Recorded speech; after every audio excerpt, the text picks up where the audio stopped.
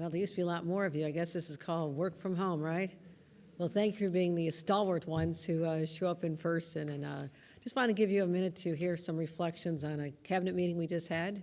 It was fantastic to see the team gathered in person and to give you also some updates on the unfolding storm that is about to seize almost the entire state of New York. So we'll first talk about that in a minute. But before that, earlier this morning, I had a chance to receive the torch from the World University Games as it makes its journey all the way up to Lake Placid. We are so excited that our efforts to secure this incredible international sporting event was successful. I had a chance to travel up to Lake Placid as Lieutenant Governor back in 2018. We were almost locked in a room in a hotel with some people from Russia and Siberia and France, who were the ones who were going to be determining which community was able to receive and welcome the 2023 World University Games. And Betty Little was with me. I remember Senator Little and I were in the room, and we said, we're not going to feed anybody until the answer is yes. So we were aggressive in our approach, and today I was able to join the state employees who participated in the relay run, and to thank everybody and get the energy, excitement around what's going to happen in our state in 28 days or so, but it's going to be on the 12th of January all the way through the 22nd. So we'll be the home of the next World University Games. I want to make sure that we get that message out there. People should start making their travel plans. We believe that this is going to have a major impact, about $240 million on our economy. The athletes and all the participants, spectators, media coverage, it's going to be covered by ESPN, will be coming through Albany, our airport right here. So this is going to help. We've got all these local teams ready to welcome people. So get ready. I can't wait to get up there. But before I get to the cabinet update, got one more, hopefully our last winter storm of this incredible season. It has been one for the record books. As someone who lived and breathed and experienced from November 17th to the 20th, that was historic in many respects. It wasn't just historic for Western New York. It was historic for the state. It was the record amount of snow New York State ever received in a 24-hour period. So we lived through that. I have an incredible team here. They all survived the experience. We were camped out for 5 days trying to respond in Buffalo and Western New York. What happened? My hometown was slammed. Buffalo Bills, a lot of drama back then about will the Bills be able to get out and get to the game that got moved. So we were intensely involved. And the point being is that we are experienced. I was experienced before, but that was next level. So we really, having 6 inches of snow per hour, think about that. We had over 80 inches of snow. We had 6 feet of snow up in Watertown. And so that was one for the ages. So, but we were prepared. We knew what we were doing. And I think that gives a lot of people comfort to know when you have the best team assembled in the entire country to respond to winter events, storm events, any kind of storm, sitting right here with Catherine Garcia, Jackie Bray, and everyone else who's so involved in this, head of the DOT, all those roads that were getting cleared, Marie-Therese Dominguez. So as someone from Buffalo, I'm not a stranger to this. Upstate, we're not a stranger to this, but it's all about repositioning everything, all your resources, getting them on the ground before you end up in a difficult situation. We're already bringing individuals from Long Island up, and also coordinating the roads, keeping people off early. I think that's what saved lives in Western New York, our decision, and some question it at the moment. Already saying that we want trucks off the thruway and having travel bans in place early because you have to be ready to handle the worst case scenario. So we're starting to see snow this afternoon through Saturday. Heaviest will hit this afternoon, but different areas of the state will be affected, as you can see. 12 inches in central New York, 18 inches of snow, perhaps up in the snow country. They're welcoming it. They want it there, but it's going to hit during the commuting area. And that's going to be tough. Our peak is going to be about 1 to 2 inches per hour Thursday night through Friday, wintry mix, but it's going to be, again, a statewide effect. What's concerning are the winds.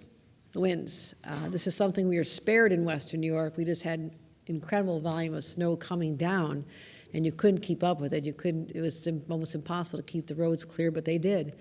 But when you have the wind event coupled with this, whether it's the rain downstate or snow upstate, that's when you have the vulnerable situation where power lines can come down. And power lines come down, it's a danger to human life. People are on the roads, as well as shutting down power. And when it's this bitter cold, The scariest thing for a mom with little kids, as happened to me, is to be sitting there with no heat in your house in the middle of winter. So we're watching for that. We've, again, have utility crews all set, already on the ground, ready to respond as quickly as possible. So we also have a lake effect snow event, separate from this one. That'll be 1 to 2 feet of snow off of Lake Erie and Lake Ontario. And so we'll be sharing more information on that. But we were successful last time because people got off the roads, the plows did their jobs, and we were back to normal within an incredibly fast amount of time. So we just want to make sure people heed all of our warnings. And again, having people ready, because we have all the plows, tow trucks, loaders, snow blowers. We got plenty of gas, plenty of fuel. We got plenty of salt. We are ready to respond. Up to 6,500 utility workers, which really are become frontline workers when you're desperately trying to get the heat back on in the house. So we'll be ready for this. New York is ready, as we always are, but we're ready. Bring it on. Mother Nature, just keep at it. I started my first week on the job with a hurricane, and closing out this year with another winter storm. But it's nothing we can't handle, right, team? All right, that's what I like to hear. Let me transition over to the cabinet meeting that we just held, and I want to thank my team for their hard work. We had Karen Keogh, Secretary of the Governor, Liz Fine, Counsel of the Governor, Stacy Lynch, our Chief of Staff, Catherine Garcia, who I introduced, Director of State Operations, Robin Chappelle-Golston, Executive Deputy Secretary, and of course, someone you know very well is Robert Mojica. We talked about our love of Robert, our appreciation for Robert. Michael Lasher, Policy Director Julie Wood gave a report as well, and also our Lieutenant Governor, who I'll be speaking about in a couple minutes. But this first 16 months was fast and furious. We had a bold, ambitious agenda to help better the lives of New Yorkers, and we talked about, during the cabinet meeting, our reflection on what we had already accomplished, and it's phenomenal when you think about the short time where you have to build a government where there was none. We had to create a cabinet, we had to create a senior team, but also then get through a lot of hurdles at the time. But I wanted them to be proud of what they had done with, again, the hurricane relief, the rent relief, getting it out the door in the first few days of our administration, which had been jammed up for months, and people were really, really desperately hurting and in fear of losing their homes. And at the same time, as I mentioned, building historically the most diverse administration in our state's history, worrying about whether or not our kids are going to get back to school because of the COVID situation, but then Omicron came, so we got through all that.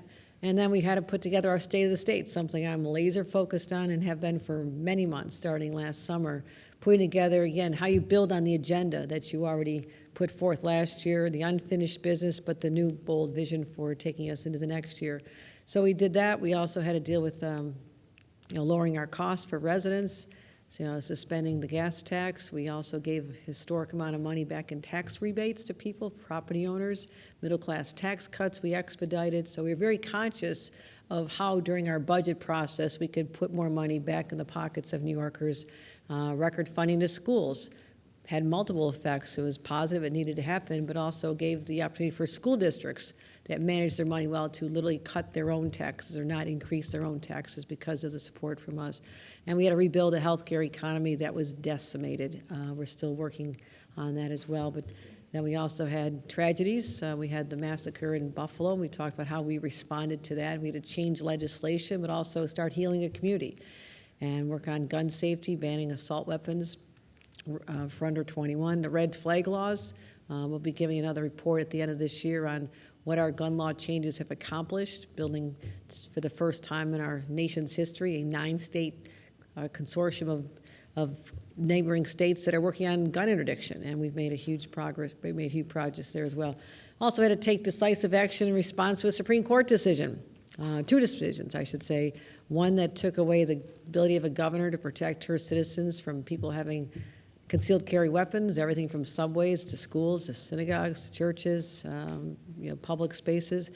So we had to take action on that, as well as addressing the effects of the abortion decision overturning Roe v. Wade. But also, to wrap up a lot of our economic development efforts, we were able to land something that is historic. It's extraordinary to know that of all the states they're looking at, and they're looking very closely at a number and thought they were heading in a different direction, that Micron decided on New York and decided to invest $100 billion into our state over the next 20 years, creating over 50,000 indirect jobs, 9,000 direct, highly paid, good jobs, right smack dab in the middle of New York. And the ripple effect is phenomenal because I'm already hearing from companies that want to go into Batavia and want to go elsewhere, be part of the supply chain. So that all happened. We just sort of talked about that success, the largest investment in private sector investment, $100 billion, still incredible to comprehend the scale and the impact that this will have for generations. So we did talk about also some, what our team did together, how we're losing a few key individuals who helped us through the transition. Dr. Mary Bassett, an incredibly dedicated public servant who was the face of our response to COVID, and we had countless meetings and conversations and public events to reassure New Yorkers that we had what they needed, that we would make sure they had the test kits, that we'd have the vaccination clinics, we'd get the vaccines out there to everybody. So she was incredible. We had a chance to praise her this morning as well and thank her for her work and her return to public service and public service at Harvard. And Sheila Poole, our Office of Children and Family Services, again, long time public servant here. We talked about her talents and her contributions. Matt Driscoll, who had headed up most recently the Thruway Authority, had worked at DOT as well, leading 3 agencies over the last 3 decades. And Robert Mojica, thanked him for, again, holding on during our transition, getting us through our first budget, helping us prepare for the next, and really being a guiding light through our challenging times, because literally a year ago, when we were looking at our landscape, it was very bright. It was a bright day. We put together our budget. We had unprecedented revenues from tax receipts coming in from Wall Street. We had support from Washington. Revenues were up. It was a good budget to look at, a good landscape to look down. Literally 1 year later, and we saw this could happen. We wanted to be ready, and that's why we put aside a lot of money in reserves last year. But this year, it's a totally different story. People are making all kinds of predictions, talking about where our economy is going nationally, what that's going to do to us here in New York State. So I did want to, just because that's what's framing our budget negotiations, it'll frame our state of the state, what the landscape, the fiscal and economic landscape looks like for the state of New York as we head into the next year. So Robert, you'll be greatly missed, but I want to make sure you have a chance to tell us and continue to impart with us your knowledge and your insights as we think about the next year. So one last budget update for Robert Mojica.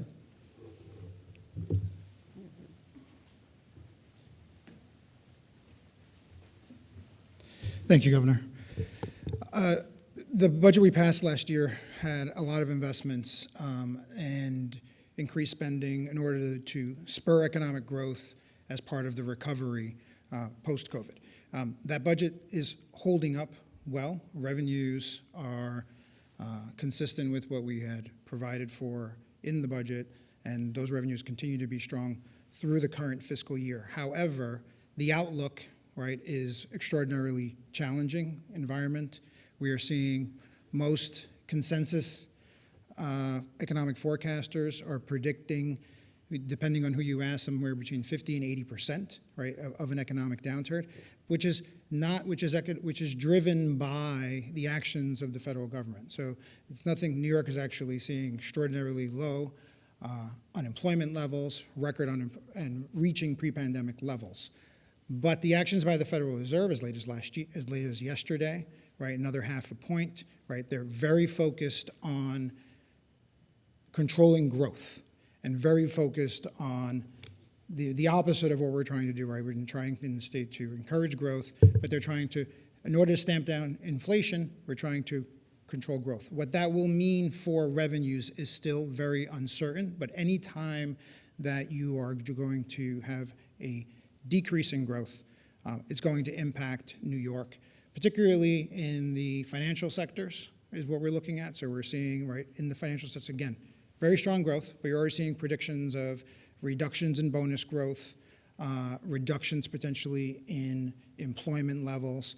Again, we're not seeing them yet, but most of the forecasters are predicting that it's going to happen at some time. What we're hoping for is exactly what the Fed is trying to do as well, which is to have a soft landing. and that way we have an ability to recover quickly. The governor has positioned the budget in a very unique way where we have reserves that are there to dull the impact of any kind of a mild recession. But again, the growth figures that we had in last year's budget were based on growth into the out years. Federal Reserve's actions obviously are contrary to that because their stated goal is to stamp out inflation, which is reducing growth, and that will impact the reserves. That will impact the receipts. So in our budget development process right now, right, those are the conversations that we're having, which is, right, making sure that a budget is created in a way that's reflecting the risks that the state is facing. So, thank you. Thank you, Robert, and also to our Lieutenant Governor, I want to thank him for taking on the responsibilities midterm. He was thrust into a situation, but he has done a phenomenal job and is traveling the state, getting to know all the counties, all the beautiful communities that I had a chance to get to know as Lieutenant Governor. So he'll continue working in the economic development space as well. He'll make sure that he focuses on the regional economic development issues, as well as making sure that we focus on one other key area that's important to me. And I will talk about that in 1 second, but I want to thank him for stepping up and just being part of the team and being one of our great allies here. So we're looking ahead to the next 4 years and thinking about his roles, and one of them is really important to us, and that is the whole issue of the rise in hate crimes, and whether it's anti-Semitism or racism or the bigotry that exists out there, white supremacy, some white supremacists, anti-Asian hate. So we've announced a unit that's going to be really charged with a lot of responsibilities. I'm tasking him with heading that up to be a convener, bring people together, but not just do listening, but also put together an action plan, and I want to thank him for doing that as well.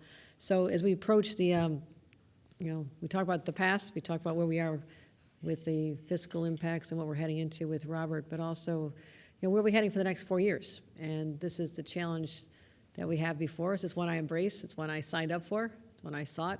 And I'm really proud to have this opportunity. And again, seeing that room full of cabinet leaders was really inspiring to know that whatever comes our way, we have the most talented people to handle it. And that gives me great confidence, whether it's a storm, whether it's what happens in our economy, whether it's dealing with the social issues that continue to rise up in unexpected ways sometimes, but we're ready, and that's the message. We are ready to handle it.